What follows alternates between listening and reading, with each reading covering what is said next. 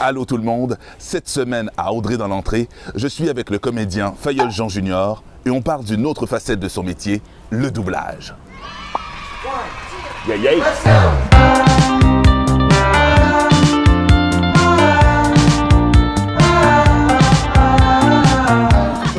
Je sais pas ce que j'ai fait, si c'était tout croche, mais voilà. Ouais. Je suis sûre que ta voix sur moi, ça doit être super sensuel pour... Je sais pas, ou peut-être bizarre. Ça peut être bizarre. Un ou l'autre, un ou l'autre. Une fille qui arrive avec cette voix-là, tu fais comme « ça va le rhum? » Tu sais? Fayolle, on parle de doublage Ouais. aujourd'hui. Qu'est-ce qui te passionne dans le doublage? Ben, c'est justement de prêter sa voix à un acteur qui parle une autre langue et que la personne qui ne comprend pas cette langue-là, la langue originale, l'anglais, l'espagnol, puisse apprécier le film également en français. Oui. Tu sais, c'est ça que je trouve fascinant parce que ça donne pas une autre vie, mais ça expansionne la vie de ce film-là.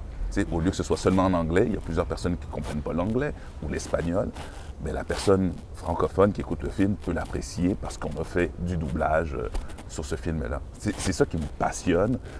Et le fait aussi de pouvoir jouer différents personnages pour lesquels je ne serais pas casté originalement, comme un vieux de 60 ans, par exemple. Tu sais, Ah non? si je... non. Vous pouvez m'appeler, mais ça ne marchera pas. Ils vont appeler mon père, mais voilà. Mais c'est que je peux prêter ma voix, la modifier un peu. Et si c'est bien fait, ben, on oublie que c'est du doublage et puis on rentre dans le film.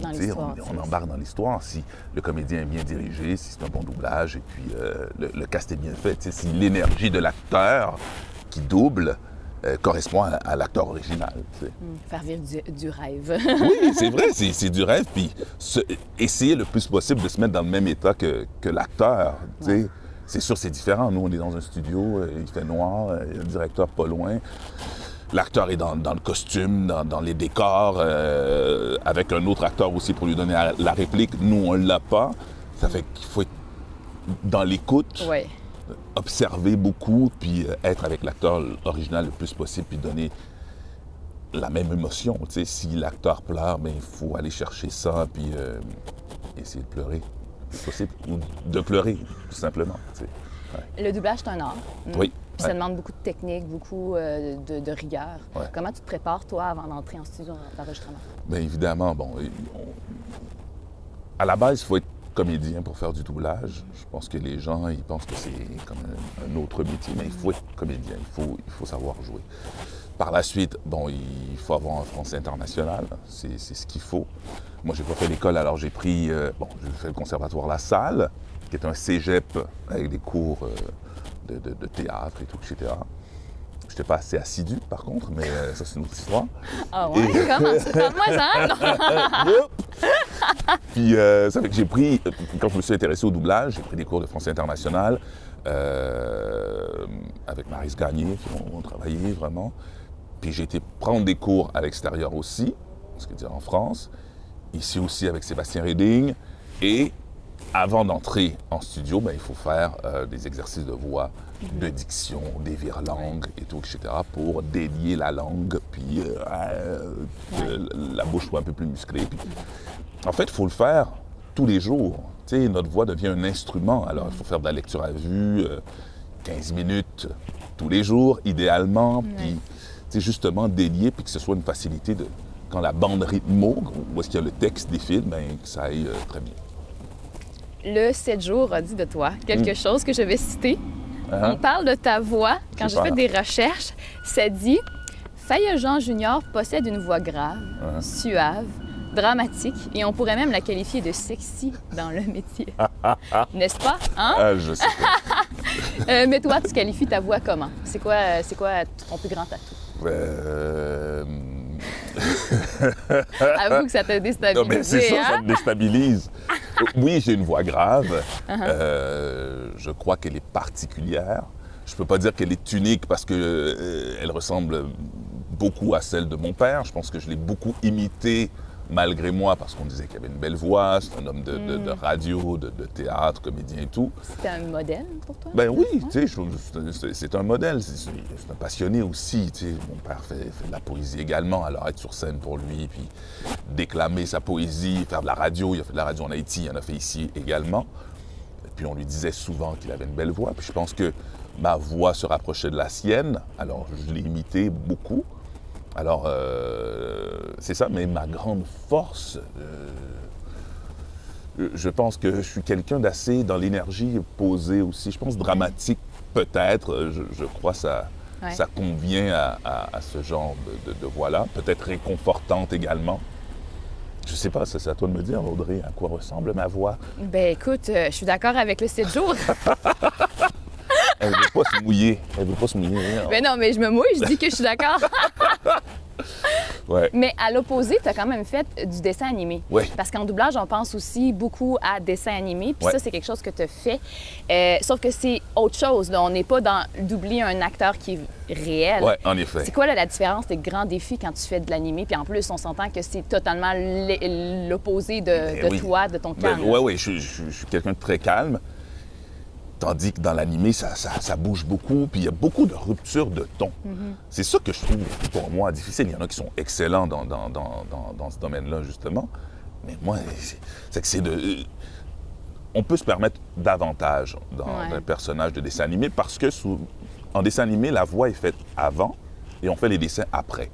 C'est que des fois, il y a des petits trucs dans les yeux des personnages, des animaux, ou bien whatever, qui sont peut-être pas là dans la voix, mais dans les yeux. Alors, on peut se permettre d'aller un peu plus loin dans tout ça, mais c'est vraiment de se mettre au service de l'œuvre. C'est-à-dire, s'il bouge, il faut bouger comme lui, courir sur place pour donner la sensation à celui qui l'écoute que vraiment la voix court également, être dans le souffle et tout, etc. Mais des fois, ça va très vite, je trouve, dans les dessins animés. Puis, bon, ben, c'est de la pratique, et puis plus on en fait, meilleur on devient. Alors, dès qu'on a un bon directeur, ça m'aide énormément. Si le directeur est bon, il va me diriger, il va être patient avec moi. Et puis, mais sinon, j'adore ça aussi. Tu sais, le dessin animé me permet justement de personnifier un canard ou bien une hyène. Comme dans Histoire de jouets, c'est ça? Exactement. Puis la hyène, c'est dans Le Roi Lion. Exactement. On t'a fait tes devoirs. Un petit peu quand même. Great, wow. Fait que, tu sais, c'est des trucs dans la vie. Je ne jouerai pas un canard, c'est sûr, mais... Amenez-y un costume, s'il vous plaît. On ne sait jamais. Mais un grand canard. Oui, un grand. Peut-être trop. Mais c'est ça que je trouve génial dans le dessin animé. Et puis, on peut modifier un peu plus la voix aussi pour se prêter au jeu. Et puis, donc, j'adore ça. Je suis extrêmement chanceux. Vraiment. Mais tantôt, tu as parlé du fait que comédien et doubleur, ça vient ensemble, ça ne peut pas être dissocié. Par contre, c'est similaire, il y a des différences quand même dans le jeu. Mais pour toi, là, qu'est-ce que le métier d'acteur amène au métier de doubleur et inversement? Bien évidemment, les deux métiers, il faut être à l'écoute. C'est vraiment ça. Pour jouer avec son partenaire, justement, quand on parle de séries télé, quand on est devant la caméra, il faut être à l'écoute. C'est ce qui permet de mieux répondre à une question qui est posée. Si on se lance la balle, c'est là que la scène est belle, que l'amitié ou bien la dualité est réelle. Parce qu'on est à l'écoute puis on se répond bien. Et c'est la même chose en doublage aussi. Il faut être à l'écoute de ce que le comédien original fait pour bien reproduire aussi ce qu'il fait. Et aussi, il faut que le directeur s'assure que, parce que souvent on est seul à la barre, que si on a une scène à deux, que les deux personnages se répondent également, même si on n'est pas ensemble. C'est que l'écoute est très importante. Également de recevoir des directives tout de suite et pouvoir les appliquer le plus rapidement possible. Maintenant, en série, ça va tellement vite qu'on n'a pas le choix. Comme on n'a pas le choix d'assumer qu'il y a c'est les poubelles. un camion qui passe. What? Je pense que je trouvais cute, hein? Il était comme... Il est en torse, puis on a vu ses bobettes, là. Mais je pense qu'il faisait des yeux doux à Audrey. Là. Je pense qu'il revient, là. Il s'en vient. OK, c'est bon. On va attendre qu'il passe parce que c'est un petit peu bruyant. T'as vu ses bobettes?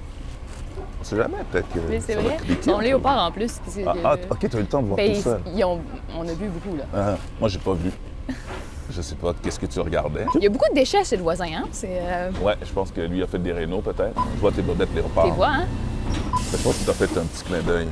Ah, j'ai pas remarqué. Ouais. T'as pas remarqué, tu vois pas ça, toi? Non? C'est quoi ça? OK, ils sont partis! Fait qu'on disait quoi? Ben, on disait des bobettes léopard, mais... Non! En fait, on parlait d'écoute. Ben oui, dans le c'est ça. doublage. On parlait d'écoute. Que tu étais tout seul en studio, Ouais. que tu dois écouter ce que la personne dit pour reproduire, mais qu'il doit y avoir un échange malgré le fait que tu es tout seul. C'est ça, exact. Tu sais, parce qu'il y a un autre comédien qui va venir par la suite faire son personnage et le directeur doit s'assurer justement qu'il se réponde. Et en studio, ça va relativement vite. Là, des fois, on a la chance de voir le film au complet une fois. Et par la suite, quand on arrive, si c'est des plus petits personnages, ben, on voit la boucle, une séquence de 15 secondes à 1 minute.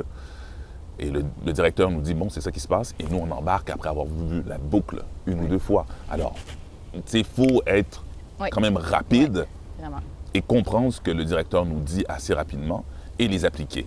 Et maintenant, dans les séries télé, ça va tellement vite. Alors, je pense qu'il faut toujours être prêt. Et quand le réalisateur nous donne des directives, bien, être à l'écoute et pouvoir les appliquer. Ouais. C'est que je pense que c'est les deux côtés. Et savoir jouer, être prêt, peu importe.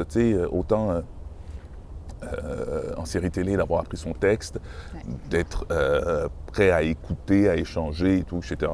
Fait que, non, les deux se complètent bien, je pense. Ouais. Ben, merci beaucoup. Ben, merci à toi. Vraiment. J'apprécie que tu aies accepté mon invitation dans ton entrée. Ben, ouais. Ma belle entrée. C'est l'automne. Ouais. Mais c'est l'automne pour tous. Oui, en effet. Puis on était chanceux, pas de pluie, il fait beau, on est correct. Vraiment. Hein? C'est toi qui as amené le beau temps, le calme plat. Merci, Audrey. Merci. De notre côté, on se retrouve la semaine prochaine. Bye-bye.